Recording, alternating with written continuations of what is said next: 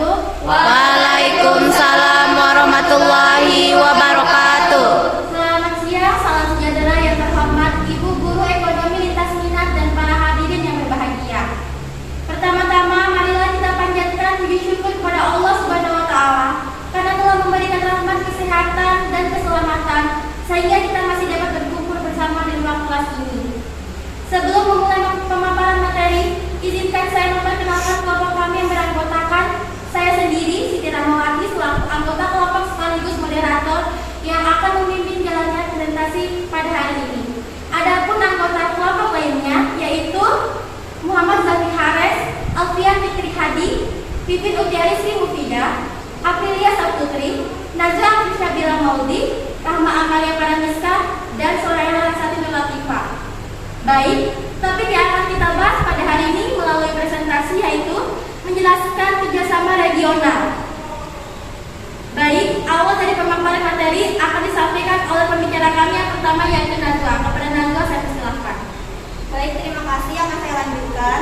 Setiap negara di dunia pasti menjalin kerjasama dalam skala internasional sebagai upaya mempertahankan eksistensi negara dan juga memenuhi kebutuhan hidup bagi warga negara di dalamnya.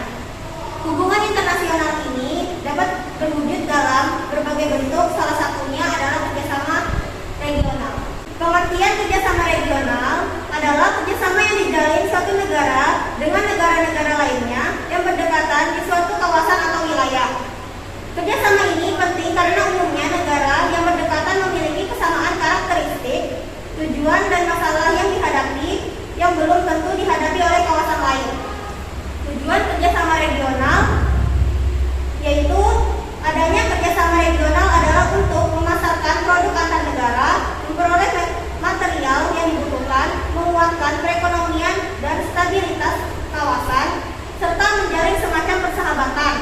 Biasanya kerjasama tidak terjadi karena wilayah geografi yang berdekatan, melainkan juga karena persamaan latar belakang, nasib, tujuan, budaya, dan lain-lain.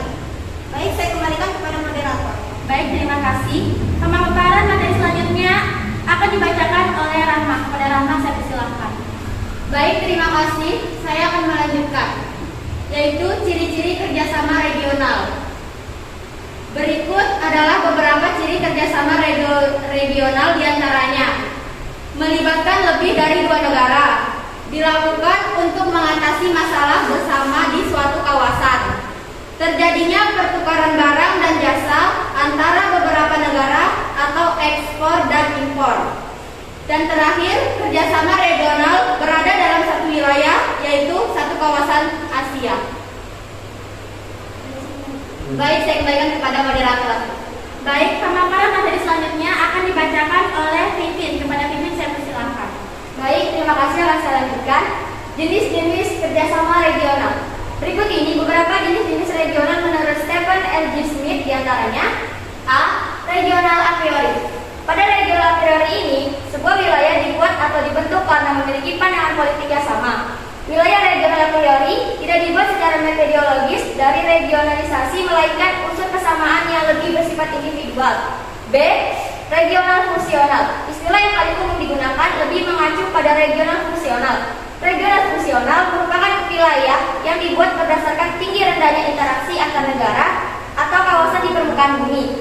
C. Regional formalis. Istilah regional formal adalah untuk wilayah yang dibuat berdasarkan kesamaan kenampakan wilayah secara internal. Baik, terima kasih. Saya kembalikan kepada moderator.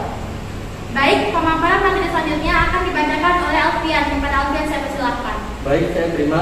Kebijakan kerjasama regional, beberapa kebijakan yang ditetapkan oleh berbagai negara ASEAN dalam menghadapi masa pandemi COVID-19. Di antaranya yaitu pemberlakuan lockdown untuk berbagai wilayah rawan persebaran, penutupan mode transportasi di beberapa wilayah secara total. Upaya tersebut dilakukan dengan tujuan mencegah persebaran virus yang semakin luas di daerah masing-masing. ASEAN memberikan progres yang semakin maju untuk meningkatkan kerjasama antar negara. Hal ini perlu untuk diperhatikan sejauh mana implikasi pencegahan maupun penanggulangan dapat diterapkan. Baik, saya kembalikan ke moderator. Baik, pemaparan materi selanjutnya akan dibacakan oleh Soraya. Kepada Soraya saya persilahkan.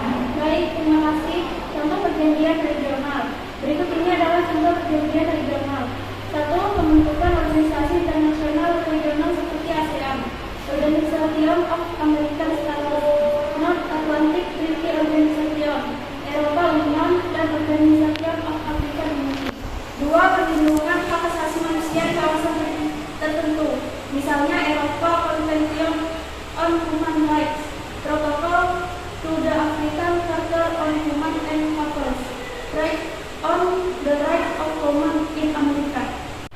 3. Pembentukan suatu kawasan perdagangan bebas dengan menghilangkan tarif bisa masuk terhadap barang yang berasal dari sesama negara anggota untuk meningkatkan skala pasar internasional, misalnya ASEAN Free Trade Area. Adanya kerjasama regional yang terjadi disebabkan oleh beberapa faktor pendukung. Baik, terima kasih. Saya kembalikan kepada moderator. Baik, pemaparan materi selanjutnya akan dibacakan oleh Aprilia. Kepada Aprilia saya persilakan. Baik, terima kasih. Saya akan melanjutkan bentuk kerjasama regional Indonesia dengan negara lain. Kerjasama ekonomi antara Indonesia dan Australia dalam menanggulangi pandemi COVID-19.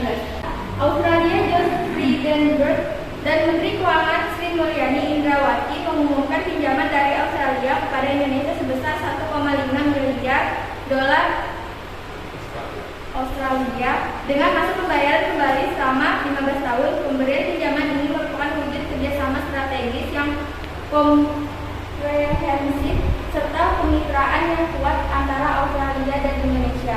Baik, terima kasih. Saya kembali kepada moderator. Baik, pemaparan materi akhir akan dibacakan oleh Zaki Hanes. Pada Zaki saya persilakan. Baik, terima kasih. Saya akan lanjutkan. Pinjaman ini ditujukan untuk mendukung program COVID-19 Active Response and Expenditure Support atau CARES yang dikoordinasikan oleh Asian Development Bank atau ADB. COVID-19 memberikan tantangan yang belum pernah terjadi sebelumnya pada wilayah Indo-Pasifik dan dunia. Australia dan Indonesia juga sangat terpengaruh oleh krisis kesehatan yang luar biasa ini, di mana tindakan pengendalian dan ketidakpastian telah menurunkan pertumbuhan ekonomi global dan perdagangan internasional. Pinjaman ini akan digunakan untuk mendukung pembiayaan anggaran tahun 2020 yang fokus pada pengendalian COVID-19 dan program pemulihan ekonomi nasional. Pinjaman ini juga mencerminkan semangat dari kedua negara untuk secara bersama-sama menangani tantangan pandemi COVID-19 yang luar biasa, baik dalam melindungi masyarakat maupun membantu dunia usaha. Sebagai tetangga dekat, kedua negara saling membutuhkan dalam menghadapi ancaman pandemi COVID-19 serta perlu saling mendukung satu sama lainnya dalam masa yang sulit ini. Australia dan Indonesia akan terus melanjutkan kerjasama serta saling berbagi pengalaman untuk bersama-sama melangkah menuju pemulihan ekonomi. Kemitraan ini tidak hanya menunjukkan kuatnya hubungan antara Australia dan Indonesia, tetapi pemahaman sebagai negara tetangga bahwa kita mempunyai tujuan yang sama untuk pemulihan dan penguatan ekonomi dan bahwa kita tidak bisa pulih sendirian di tengah pandemi COVID-19, kata Menko Sri Mulyani Indrawati. Dalam kesempatan yang sama, Menko Australia Frydenberg menggarisbawahi bahwa Australia berkeyakinan Indonesia dapat menangani pandemi COVID-19 dengan baik serta melakukan pemulihan ekonomi yang cepat dan kuat, antara lain didukung oleh manajemen fiskal yang hati-hati. Indonesia dan Australia menghadapi pandemi COVID-19 ini sebagai mitra. Sebagai mitra, kami akan pulih bersama dalam semangat kemitraan. Inilah Australia dan Indonesia menandatangani pinjaman sebesar 1,5 miliar dolar Australia dengan manajemen fiskal Indonesia yang penuh kehati-hatian. Kami percaya bahwa pemulihan yang cepat dan kuat akan dapat dilakukan oleh Indonesia. Pemulihan ekonomi ini tidak hanya penting bagi Indonesia, tetapi juga penting bagi Australia dan kawasan. Jelasnya. Terima kasih. Saya akan kembali ke moderator. Baik, dapat disimpulkan bahwa kerjasama regional adalah bentuk kerjasama yang terjalin dan di antara beberapa negara dalam satu kawasan tertentu atau wilayah berdekatan. Seperti apa yang kita ketahui, kerjasama ini penting karena umumnya negara yang berdekatan memiliki kesamaan karakteristik, tujuan dan